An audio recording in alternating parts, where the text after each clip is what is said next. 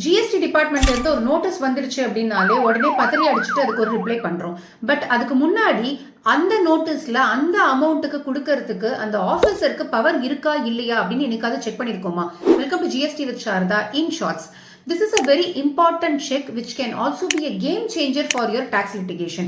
ஏன்னா CBIC regulation படி ஒவ்வொரு ஆஃபீஸருக்கும் அவரோட டெசிக்னேஷன் பேஸ் பண்ணி இவ்வளவுதான் மானிட்டரி லிமிட், இது வரைக்கும் தான் அவங்க நோட்டீஸ் ஆர் ஆர்டர் இஷ்யூ பண்ணலாம் அப்படின்னு சொல்லிட்டு சர்க்குலர் கொடுத்துருக்காங்க.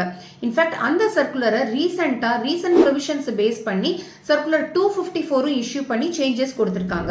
ஷார்ட்டா சொல்லணும் அப்படின்னா சூப்பரண்டன்ட் பொறுத்த வரைக்கும் அப் டு 20 lakhs வரைக்கும் அவங்க நோட்டீஸ் கொடுக்கலாம் and DC or AC 2 crore வரைக்கும் நோட்டீஸ் கொடுக்கலாம்.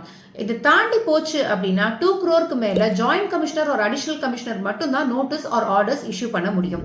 பட் இந்த மானிட்டரி லிமிட்டை தாண்டி ஒரு ஆஃபீஸர் நோட்டீஸோ இல்ல ஆர்டரோ இஷ்யூ பண்றாங்க அப்படின்னா irrespective of the merits of the case, that particular notice is completely invalid and void.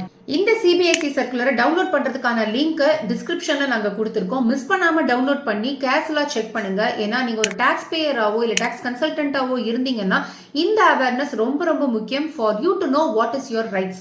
Stay tuned for more GST with Sharada.